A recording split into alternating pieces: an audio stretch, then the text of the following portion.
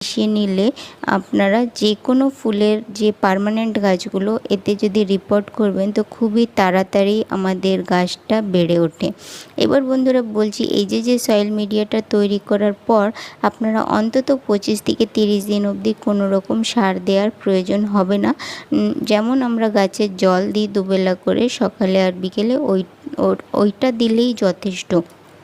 তো আমার এই গাছটা আমি 22শে মার্চে গাছটাকে টবে বসিয়েছিলাম। তো সেই জন্য আমার গাছটা আজকে 25 দিন হয়ে গেছে। তো আমি এখন এতে খুব সুন্দরভাবে কুঁড়ি আছে। অনেক বন্ধুদের মানে স্থলপদ্মে যে গাছেও মানে আমাদের যে জবা গাছের মতোই আমাদের অসুবিধাগুলো দেখা যায়, কুঁড়ি পড়ে যাওয়া বা ধরুন ফুল আসছে না, এইসব প্রবলেম এতেও সেম চলে, মানে একই রকম দুটো গাছে চলে। তো আমি এখানে 8 ইঞ্চি টবে